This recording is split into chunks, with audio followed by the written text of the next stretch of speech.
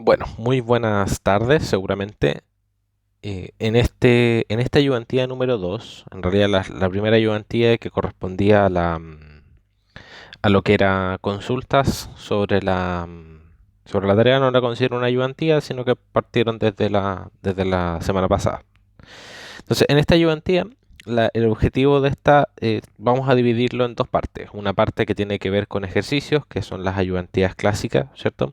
En donde nosotros vemos algunas aplicaciones que se pueden hacer directamente de los conceptos vistos en clase. La idea con esta primera ayudantía, o sea, con esta primera parte, es ver todo lo que corresponde a sistemas de un grado de libertad en lo que responde a métodos analíticos. Nosotros tenemos métodos analíticos y métodos numéricos, que ustedes ya lo empezaron a revisar en clase. Los métodos analíticos nos sirven cuando nosotros tenemos estructuras que son relativamente simples y que están sometidas a acciones que también son relativamente simples, ya sean acciones sinusoidales o acciones tipo pulso. Entonces, vamos a anotar eso por aquí. Nosotros tenemos en dos tipos de análisis: el análisis analítico, valga la redundancia. Nosotros tenemos métodos analíticos y tenemos también métodos numéricos. Entonces los métodos analíticos nos sirven para estructuras simples y siempre que tengamos cargas impulsivas y cargas sinusoidales o bien periódicas. En realidad vamos a decir periódicas, ¿ya? Porque es más general. Y los métodos numéricos nos sirven para estructuras más complejas y ante cualquier tipo de carga. Normalmente tipos de carga complejas. Ya, entonces, los métodos numéricos ustedes ya lo empezaron a revisar nos van a servir para hacer análisis tanto de estructuras simples como de estructuras complejas, y se pueden hacer algunas similitudes entre una estructura simple y una estructura más compleja, que eso lo van a ir revisando conforme vayan avanzando en los capítulos con el profe. Entonces, la idea es terminar con lo que corresponde, en esta primera parte, terminar con lo que corresponde a los métodos analíticos. Ya vamos con este primer problema. Dice, un marco de acero compuesto por dos columnas con la sección mostrada es construido por un equipo que genera vibraciones. La vibración de dicho equipo está modelada mediante una fuerza sinusoidal de F igual a F0 por seno de omega t en meganewtons. Seleccione el perfil más conveniente para el diseño del marco de entre las tres opciones que se muestran a continuación. Verifique que el marco permanece en rango lineal elástico en flexión con un factor de seguridad de 1.67. Considera 0 a 36 de fuerza o sea, de tensión de fluencia de 250 megapascales, un amortiguamiento del 0,0 del 5% en realidad, y un módulo de elasticidad de 200 gigapascales, que es el módulo de elasticidad clásico del acero estructural.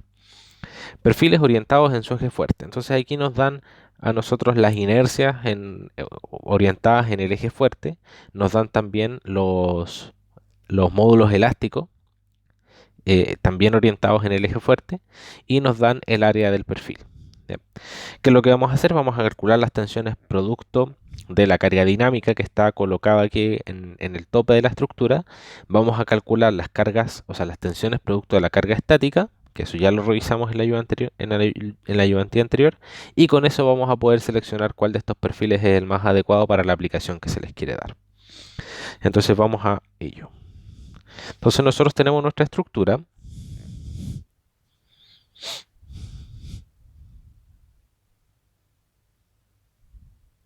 Entonces nosotros digamos que tenemos nuestra estructura aquí.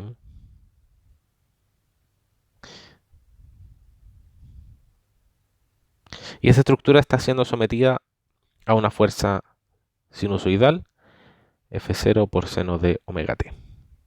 Entonces, dado que es una fuerza sinusoidal, nosotros podemos utilizar un método analítico para poder resolverlo, para resolver el problema. ¿Qué necesitamos para resolver este problema? Sabemos que si es que nosotros queremos obtener la respuesta dinámica de un sistema de un grado de libertad, usualmente nos conviene calcular la frecuencia natural, ¿cierto? Calcular la razón de frecuencias entre la frecuencia natural del sistema y la frecuencia de la excitación, y con esto calcular nuestro factor de amplificación dinámica, ¿ya? que nuestro factor de amplificación dinámica es igual a el desplazamiento máximo dividido en el desplazamiento estático. Eso también lo revisamos en la ayudantía anterior y ustedes tienen esta definición en las clases. Entonces nos vamos a concentrar en dos cosas, en calcular el desplazamiento estático, en calcular el factor de amplificación dinámica correspondiente al caso, y con ello vamos a poder calcular el desplazamiento máximo que va a tener, eh, que va a tener esta estructura sometida a la fuerza que se indica. Vamos entonces con lo primero, que es calcular la frecuencia natural, ¿cierto? Vamos a paso número 1, cálculo de omega, frecuencia natural del sistema. Entonces, para calcular omega necesitamos, ¿cierto? K, que es la rigidez, y m, que es la masa. Fíjense que aquí a nosotros no nos dan la masa, sino que nos dan el peso. El peso de esta estructura es de 0.7 meganewtons. Vamos a anotarlo por aquí. 0.7 mn. Así que vamos a tener que hacer una conversión ahí. Vamos primero con el cálculo de la rigidez.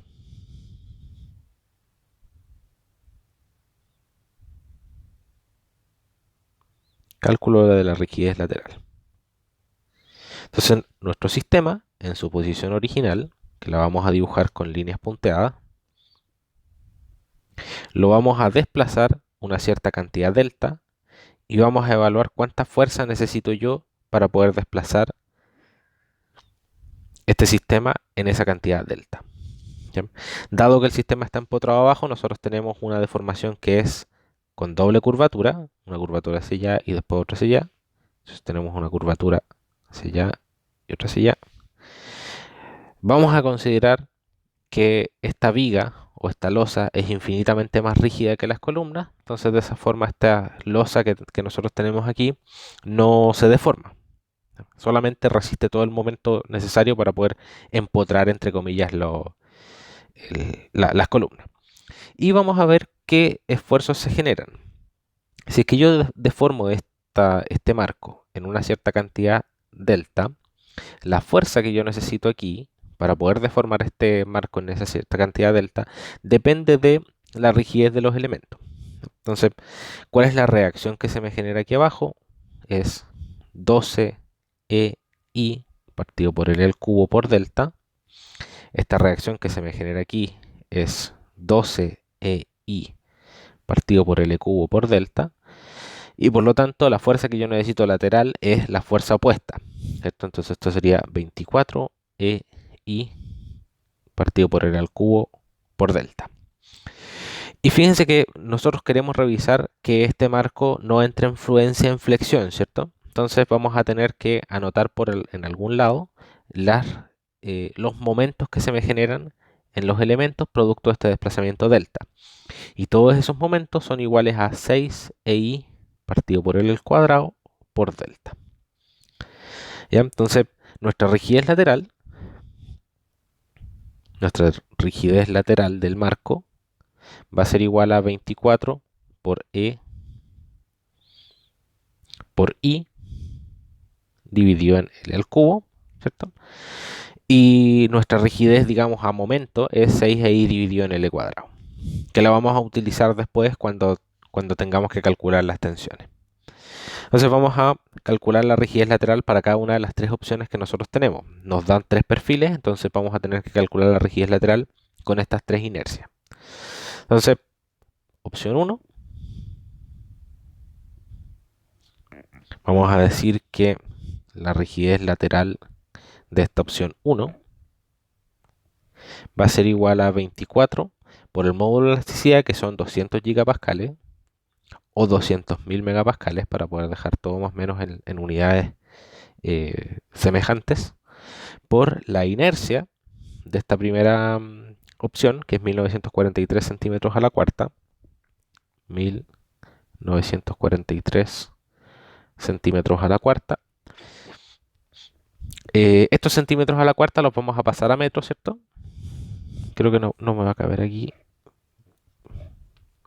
Ya, pero para pasar estos centímetros a la cuarta, sabemos que un metro a la cuarta son 100 centímetros y esto elevado a 4, ¿cierto?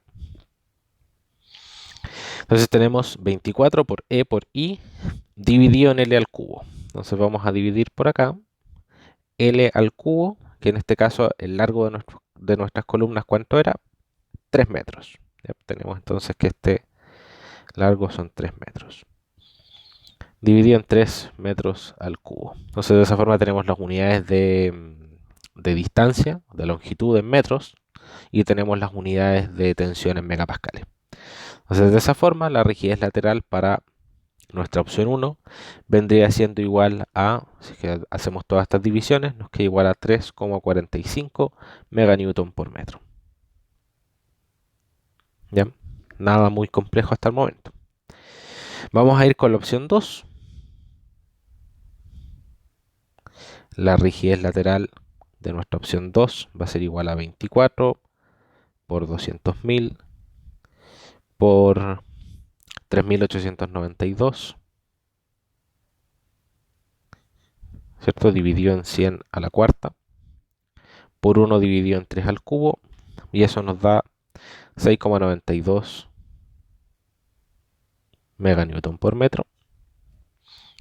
Y nuestra opción 3, tenemos que la rigidez lateral de esta opción 3 va a ser igual a 24 por 200.000 por 8.356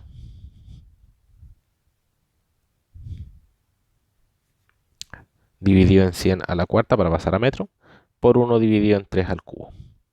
Y esto nos da 14,86 meganewton por metro. Entonces estos resultados los voy a copiar en la siguiente pizarra para tenerlos ahí claritos, ¿cierto? En la opción 1 entonces tenemos 3,45. La rigidez lateral de la opción 1 es de 3,45 meganewton por metro. La rigidez lateral de nuestra opción 2 es de 6,92 meganewton por metro. Y la rigidez lateral de nuestra opción 3 es de 14,86 meganewtons por metro. Entonces con las rigideces laterales obtenidas, solamente nos falta obtener la masa y de esta forma obtener la frecuencia, ¿cierto? Sabemos que la frecuencia natural de un sistema es igual a la raíz de k partido por m, ¿cierto? En este caso, nosotros vamos a tener una rigidez lateral que va a estar en meganewton por metro, ¿cierto? Y nuestra masa, digamos que nuestra masa está en meganewtons, ya son 0,7 meganewtons. Sabemos que no es así, ¿cierto? Que la masa tiene que estar en kilogramos o en alguna unidad de masa, pero vamos a hacer el análisis dimensional del problema y con eso vamos a poder saber qué es lo que tenemos que hacer. Entonces, si se fijan, este meganewton se me puede simplificar con este, ¿cierto? Y me va a quedar 1 partido por metro. Pero la frecuencia natural no puede quedar en raíz de 1 partido por m, ¿cierto? 1 partido por metro. Entonces lo que vamos a hacer es multiplicar aquí adentro por el g, 9,81 metros partido por segundo cuadrado, y de esa forma vamos a obtener nuestra frecuencia natural en una unidad de 1 partido por segundo. ¿Ya? Que se nos van a ir los metros y nos va a quedar 1 partido por segundo cuadrado dentro de la raíz y por lo tanto nos va a quedar 1 partido por segundo. Entonces, para la opción 1, el omega 1 va a ser igual a la raíz de 3,45 por 9,81 partido por 0,7,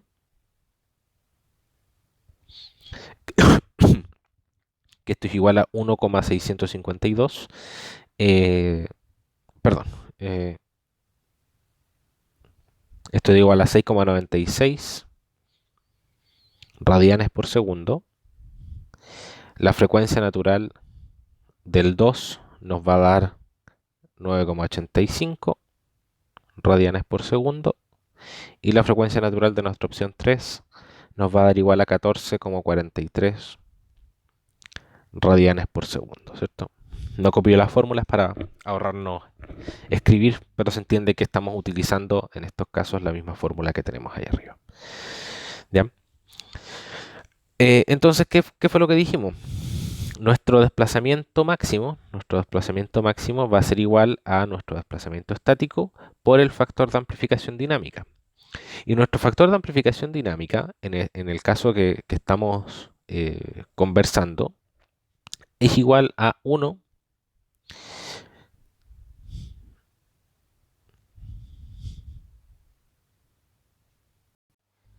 es igual, disculpen, mi factor de amplificación dinámica, que es igual a mi desplazamiento máximo dividido en el desplazamiento estático, es igual a 1 dividido en la raíz de 1 menos r cuadrado al cuadrado más 2 chi r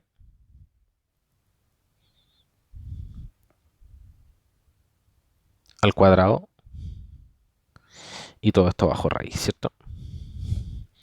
Este factor de amplificación dinámica en este caso es diferente de la transmisibilidad de fuerza, ¿cierto? Porque en la clase definieron ustedes lo que era la transmisibilidad de fuerza. Y la transmisibilidad en este caso es igual a la raíz de 1 más 2 chi r cuadrado bajo raíz, dividido en el mismo radical que nosotros tenemos acá, ¿cierto? 1 menos r cuadrado al cuadrado más 2 chi r al cuadrado. Pero esta transmisibilidad es la transmisibilidad de fuerzas, que queda definida como la fuerza en la base, ¿ya? La fuerza máxima en la base, dividido en la fuerza F sub 0, que es la fuerza estática que se está aplicando. En nuestro caso, esta F sub 0 es de 0.02 meganewtons. Ya está como dato del problema. Pero no vamos a abordar el problema desde el punto de vista de las fuerzas, sino que casi siempre conviene abordarlo desde el punto de vista de los desplazamientos, ¿ya? Porque los desplazamientos finalmente me permiten hallar las fuerzas en la base. ¿Cómo? Multiplicando el desplazamiento máximo por la rigidez lateral. Así de sencillo voy a poder encontrar cuánto vale la fuerza en la base.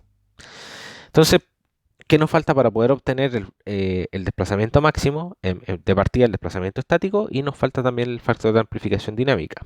Concentrémonos en el factor de amplificación dinámica. Si es que observamos aquí la formulita, tenemos que calcular R. ¿Ya? Entonces vamos a calcular un R para cada uno de los casos. ¿Por qué? Porque R sabemos que es la frecuencia natural de la excitación dividido en la frecuencia natural de nuestro sistema. ¿Ya? Nuestra excitación tiene una frecuencia de 11.5 radianes por segundo.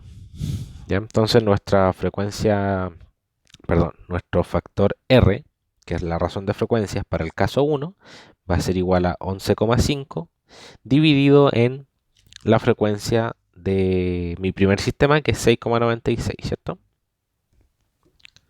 Ambos están en radianes por segundo, entonces no tengo que hacer ninguna simplificación. Entonces en este caso, este R me da 1,652. El R para el caso 2 me va a dar 11,5 dividido en 9,85, que es igual a 1,168. Y el R para el caso 3 es igual a 11,5 dividido en 14,43. Y eso nos resulta en 0,797. ¿Cuál era la gracia del factor de amplificación dinámica? Que entre más se parecía a la frecuencia natural de nuestro sistema con la frecuencia de excitación del sistema, más nos acercábamos a la resonancia. ¿Ya? En un sistema no amortiguado, en donde el chi es 0, si es que yo alcanzo la resonancia, entonces mi desplazamiento máximo tiende al infinito, ¿cierto? En el caso de la resonancia, porque no tengo nada que me contrarreste el efecto de que esto se haga 0, ¿cierto? Que nosotros tenemos que 1 menos r cuadrado tiende a 0, y el sistema es no amortiguado, significa que tenemos un chi de 0, entonces el desplazamiento máximo va a tender a infinito. O sea, el factor de amplificación dinámica tiende a infinito. Entonces lo que uno normalmente tiene para estructuras amortiguadas es que nuestro factor de amplificación dinámica se comporta de esta manera, ¿cierto? De esa forma eh, como exponencial, o sea, logarítmica, y en este punto nosotros tenemos el factor de amplificación dinámica. Y aquí tenemos nuestro periodo, o sea, nuestra frecuencia o periodo de resonancia. Entonces, mientras más cerca estemos de la resonancia, normalmente es menos conveniente trabajar.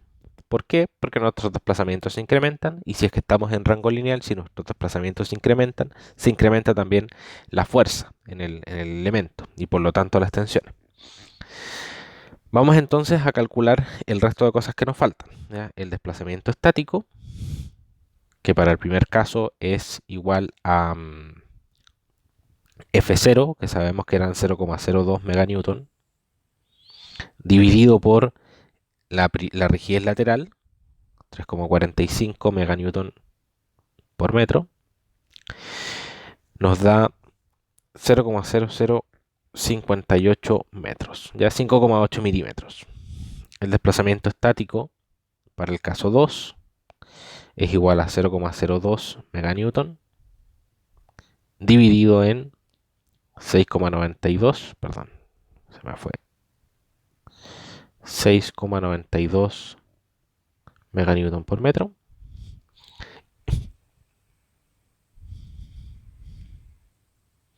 Y el desplazamiento estático 3 es igual a 0,02 meganewton dividido en nuestra rigidez lateral, 14,43 meganewton por metro.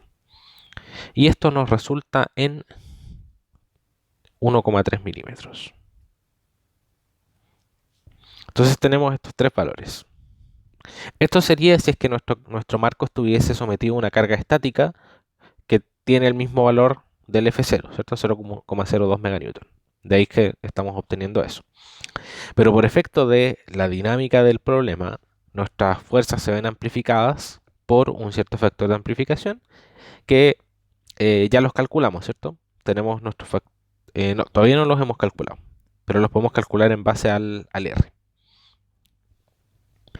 Entonces vamos a calcular nuestros factores de amplificación dinámica, ¿ya? Que el profe les pone D. El D para el primer caso sería entonces 1 dividido en la raíz de 1 menos R al cuadrado, que el R era 1,652. Esto al cuadrado, menos 2 chi, perdón. El chi sabemos que es 0,05 por R, 1,652. Esto al cuadrado, ¿cierto? Esa es la formulita de nuestro factor de amplificación dinámica, que es la misma que yo tengo aquí. Perdón, es más.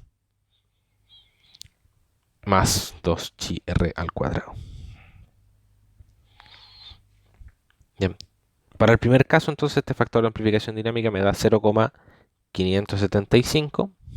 Para el segundo caso, el factor de amplificación dinámica es 1 dividido en 1 menos 1,168 al cuadrado, más 2 por 0,05 por 1,168 al cuadrado. Y esto me da un factor de amplificación de 2,617. Fíjense cómo aumenta el factor de amplificación dinámica cuando estoy cerca de 1. Ya que es cuando R tiende a 1, significa que el omega raya es parecido al omega. Ya lo que significa que tengo dos frecuencias, la frecuencia fundamental y la frecuencia de excitación son muy parecidas. Eso es lo que está pasando. Y el factor de amplificación dinámica para el caso 3, sabemos que es 1 dividido en la raíz cuadrada de 1 menos R, que es 0,797. 0,797 al cuadrado, más 2 por 0,05 por 0,797 al cuadrado. Y esto nos da un factor de amplificación dinámica de 2,678. ¿Ya? Observen que entre más rigidez yo tengo, entre más grande es mi rigidez, menor es mi desplazamiento estático, ¿cierto? Pero el desplazamiento estático yo lo tengo que multiplicar por el factor de amplificación dinámica. Entonces no me sirve de nada tener una estructura extremadamente rígida si es que me estoy acercando a la frecuencia de la excitación. ¿Por qué? Porque mi factor de amplificación dinámica crece exponencialmente. Entonces ahora voy a calcular los desplazamientos máximos para los casos dinámicos, que en este caso sería U est 1 por D1, y esto me da 3,3 milímetros. El desplazamiento máximo para el segundo caso es desplazamiento estático por el factor de amplificación dinámica, que da, y el desplazamiento máximo para el tercer caso es igual al desplazamiento estático por nuestro factor de amplificación dinámica, que da 0,0036 metros. Ya, entonces, ¿qué perfil seleccionamos? En principio, porque esto es con un IPE 200, este es con un IPE 240 y esto es con un IPE 300. Ya estamos usando perfiles de vigas para las columnas. A veces se hace por conveniencias de obtener el material. ¿Cuál es el perfil más grande? El IP300, ¿cierto? Entonces, veamos cómo es la respuesta dinámica de estos tres sistemas. Con un perfil delgado, nuestra respuesta dinámica máxima va a ser de 3,3 milímetros. Con un perfil un poco más grueso, un poco más grande, nuestra respuesta dinámica es de 7,6 milímetros. Nos estamos acercando al milímetro, al centímetro, perdón. Y con un perfil bastante más grande, ¿cierto?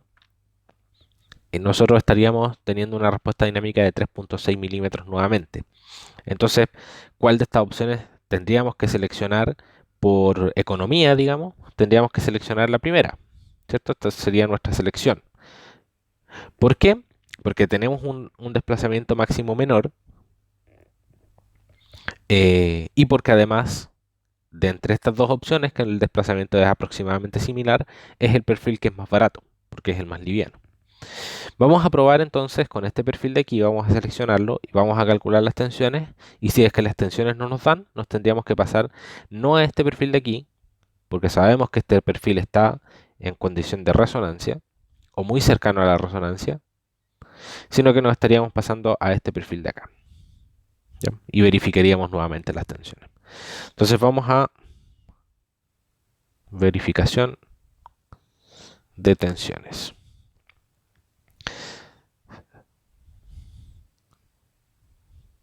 Si seleccionamos el perfil 1, ¿cierto? Que es un IPE 200, vamos a calcular las tensiones sobre ese perfil. ¿Ya? Y aquí tenemos que volver a nuestras rigideces, ¿ya? Porque vamos a calcular las tensiones producto de la carga estática, vamos a repartir equitativamente el peso en las dos columnas, pero vamos a partir calculando las tensiones producto del momento flector, ¿ya? Y las tensiones producto del momento flector sabemos que son iguales a menos m por i partido por la inercia. ¿Ya? Estas tensiones que ustedes veían en el curso de mecánica de sólidos, que eran unas tensiones en compresión para un lado y de tracción para el otro lado, ¿cierto? Producto de un momento flector en ese sentido. O bien, nosotros podíamos expresar esta formulita como sigma igual a menos, o en realidad sigma igual a más menos tracción y compresión, que las tensiones en un perfil simétrico son iguales, el momento dividido en el módulo elástico, m partido por w, que es el dato que nos están dando en la tabla. Entonces nos conviene más usar esta presentación de la misma fórmula. Pero para ello tenemos que calcular este momento, ¿ya? El momento máximo. Y ese momento máximo depende de cuáles sean las rigideces de mi sistema. En este caso, la rigidez en términos del momento es 6i dividido en L cuadrado, y esta rigidez aplica en cada uno de los 4 vértices que nosotros tenemos en la estructura. ¿Ya? Eh, por lo tanto, no es necesario, en realidad no es que no sea necesario, sino que es incorrecto multiplicar por 4 el momento. ¿Ya? En este punto hay un momento de 6i dividido en L cuadrado. En este punto está el mismo momento, en este punto también, y en este punto también. ¿Ya? No es que se sumen como la rigidez lateral. No, no, a no confundirse con eso. ¿Ya? Entonces el momento máximo en este caso es 6i dividido en L cuadrado por delta. ¿Ya? Y el delta es nuestro desplazamiento máximo. Y nosotros vamos a tener entonces un desplazamiento máximo de, si es que seleccionamos el primer perfil, de 0,0033 metros. ¿Ya? Entonces nuestro momento máximo para el primer perfil va a ser igual a 6 por E, que son 200.000 megapascales, por la inercia, o sea, si bien digo por la inercia del perfil, que es de 1943 centímetros a la cuarta, y esto lo vamos a dividir en 100 a la cuarta directamente para pasarlo a metro, dividido en L cubo, ¿ya? 3 metros al, perdón, L cuadrado. 1 dividido en 3 metros al cuadrado.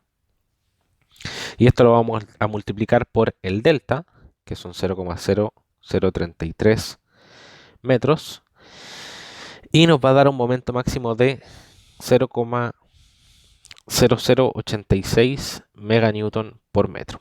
Ya, no preocuparse que el valor sea chico, porque en realidad estamos en orden de los meganewtons. Vamos a utilizar directamente este momento máximo para calcular las tensiones. Entonces sabemos, cálculo de tensiones, nosotros sabemos que la tensión producto del momento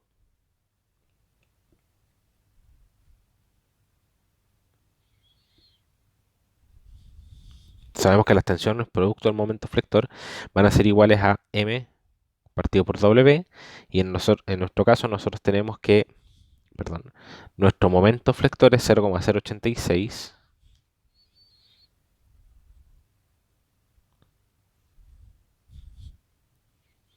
Me falta un 0.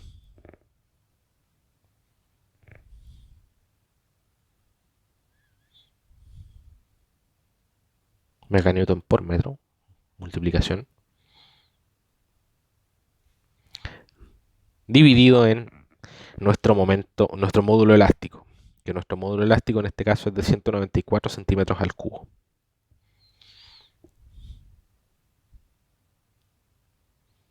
¿Ya?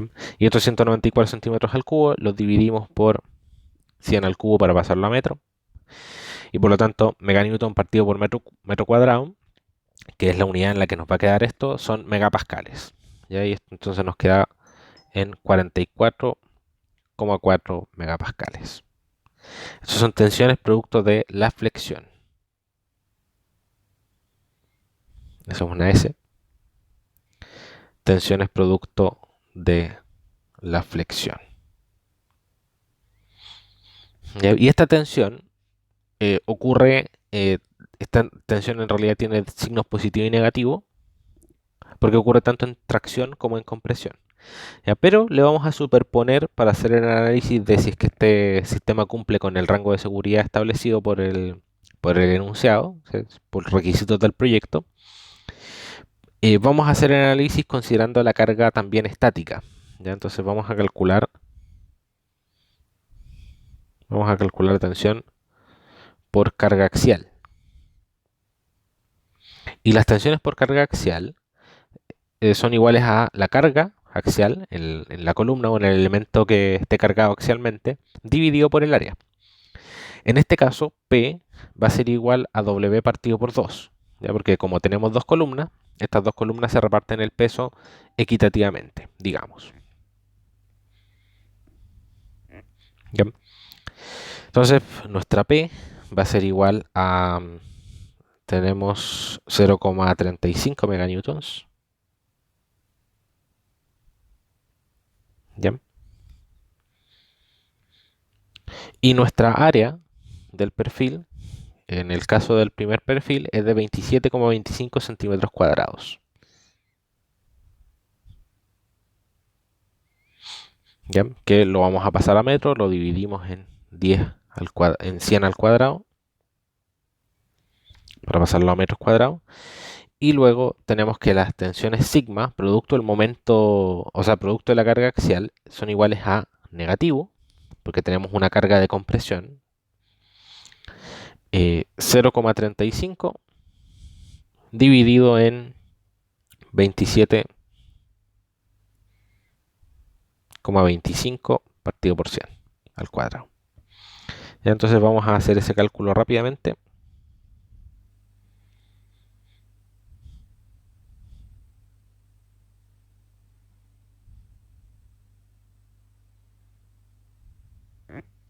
Entonces esto nos da 128,44 megapascales. Ya son meganewton partido por metro cuadrado, nos quedan megapascales.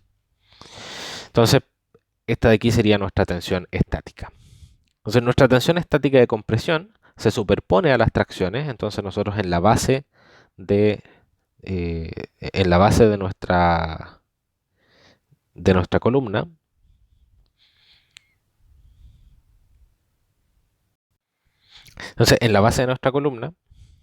que vamos a dibujarla aquí, esta es el ala del perfil, tenemos la otra ala por acá. Nosotros tenemos en principio una carga de compresión, una tensión de compresión. Este vendría siendo nuestra carga de compresión, que son menos 128,44 megapascales. Y a esta tensión de compresión le tenemos que superponer el efecto de la flexión debido a la carga dinámica,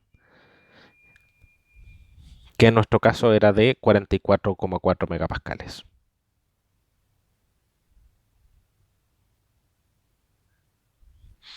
Entonces, ¿dónde está el peor de los casos? El peor de los casos no está aquí, porque en este caso nosotros estamos restando compresión, entre comillas. El peor de los casos está cuando nosotros sumamos compresiones a la compresión que ya tenemos. ¿Ya? Entonces, nuestra tensión máxima, ¿ya? Que incluye tanto la tensión por compresión y la tensión por flexión, va a ser igual a menos 44,4 megapascales menos los 128,44 megapascales. ¿Ya? Que serían nuestras tensiones totales. Entonces nuestra tensión máxima, en el caso 1, es una tensión de compresión y es de menos 172,88 megapascales. Ahora evaluamos el factor de seguridad que a nosotros nos pidieron, y el factor de seguridad se define como la tensión de fluencia, que son 250 megapascales, o sea, perdón, sí bien digo, 250 megapascales, dividido en la tensión máxima que está alcanzando nuestro sistema, que son 172,88 megapascales. Y con ello lo que nosotros obtenemos es un factor de seguridad de 1,45, ¿ya? Que es menor al factor de seguridad de 1,67 que nos pidieron. Entonces este perfil no estaría cumpliendo considerando el rango lineal elástico que nosotros estamos suponiendo, ¿cierto? O sea, no estamos llegando a la fluencia propiamente tal, pero no estamos dentro de los rangos de seguridad que son exigidos por el proyecto. Entonces este perfil no estaría cumpliendo con lo que se pide por enunciado. Entonces vamos con el tercer perfil. Vamos a hacer la misma verificación, pero para el perfil número 3, el IP300. Bien. Entonces, seleccionando el perfil IP300, vamos a tener que nuestro momento máximo va a ser igual a, sabemos que esto es 6 por E por I dividido en L cuadrado por delta, ¿cierto? Y esto entonces va a ser igual a 6 por 200.000 megapascales por la inercia, que en este caso son 8.356 centímetros a la cuarta, bien digo, dividido 100 a la cuarta para pasarlo a metro, por 1 partido en L cuadrado, ¿cierto? Por el delta, que el delta máximo en este caso nos había dado 0,036 metros. ¿Ya? Entonces, esto nos va a dar directamente el momento máximo.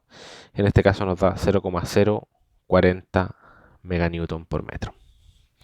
Luego, la tensión máxima por flexión, vamos a colocarle una F arriba, va a ser igual a M partido por W. ¿Ya? Entonces esto va a ser igual a más menos el momento, 0,040 meganewton por metro, dividido en el módulo elástico de este perfil, que es de 557 centímetros cúbicos. 557 centímetros cúbicos. Ya esto obviamente lo dividimos por 100 al cubo para pasarlo a metro. Y nos queda entonces que la tensión máxima de este perfil es de 72,13 megapascales. Dado que la inercia es mayor, dado que este perfil es más rígido, necesariamente va a tener que soportar, o sea, va a soportar mayores tensiones. Ya el aumento de estas tensiones es producto del aumento en la rigidez del perfil. Entonces, ahora calculamos las tensiones estáticas y verificamos si es que cumplen.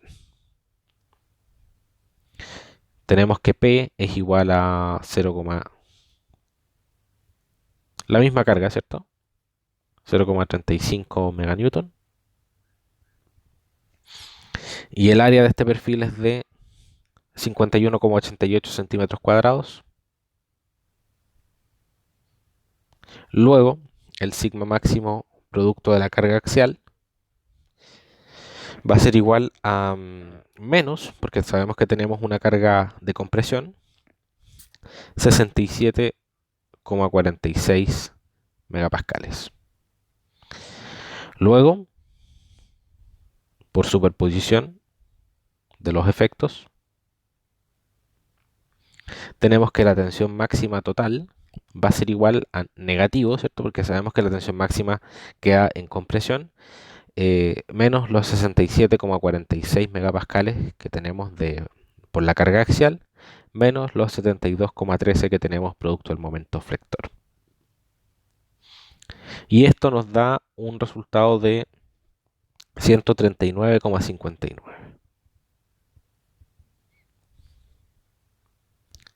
139,59 megapascales. Si calculamos entonces en este caso el factor de seguridad es 250 dividido en 139,59.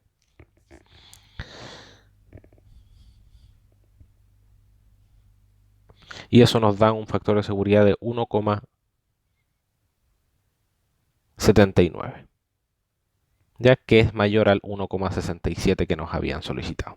Entonces este perfil sí cumple con el rango de seguridad.